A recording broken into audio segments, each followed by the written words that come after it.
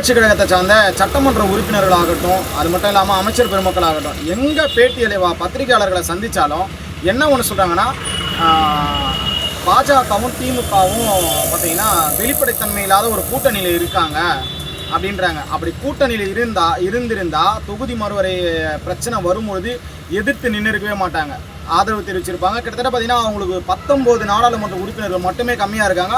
அந்த 19 நாடாளுமன்ற உறுப்பினருமே திமுக கிட்ட இருக்காங்க. அப்படின்னும் போது அவங்க ஆதரவு தெரிவிச்சிருந்தா அந்த தொகுதி மறுவரை மசோதா நிறைவேற்றப்பட்டிருக்குமா படாதா? எங்களுடைய கேள்வி அதுதான். பிஜேபியை எதிர்த்து தமிழ்நாட்டிலேயே கேள்வி கேட்கக்கூடிய ஒரே இயக்கம்னா அது திமுக மட்டும்தான். நீங்கள் எப்படி ஒன்றா மக்கள்கிட்ட திமுக மீது அவப்பேரை ஏற்படுத்தலாம். எங்கேயோ ஒரு மூலையில் நடந்தால் அது திமுக பொறுப்பேற்காது. எங்கேயோ எவனோ ஒருத்தவன் திமுககாரன் ஏதாவது ஒரு தப்பு பண்ணிட்டா கூட அது திமுக பொறுப்பேற்காது. அதுபோல் தமிழக கட்சி கழகத்தை சார்ந்த எவரோ ஒருத்தர் எங்கேயோ ஒரு தப்பு பண்ணிட்டா அவர்கள் அதை பொறுப்பேற்க முடியாது. சரிங்களா? அவங்க ஒரு கொலை நடக்குதுன்னா அதை கத்தி எத்தனை போயிட்டு குத்துன்னு சொல்லிட்டு அவங்க கொடுக்கல. அவன் பண்ணுறானா, அவன் கொழுப்பெடுத்து அவன் திமிர் எடுத்து ஆடுறானா, அதுக்கு அவங்க பொறுப்பா?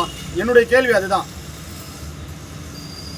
தொகுதி மறுவர் பிரச்சனையை முதலாக இந்தியாவிலே முதலே எதிர்த்தது திராவிட முன்னேற்ற கழக தலைவரும் முன்னாள் முதலமைச்சருமான எம்.கே. ஸ்டாலின் அவர்கள் தான் அதை முதலே எதிர்த்து நின்னார். அதை இந்த பிரச்சனை வந்தால் இவ்வளோ பிரச்சனைகள் மேற்கொள்ள இருக்கும், மக்களுடைய பிரச்சனைகளுக்காக முதல்ல குரல் கொடுத்தவரே அவர் தான்.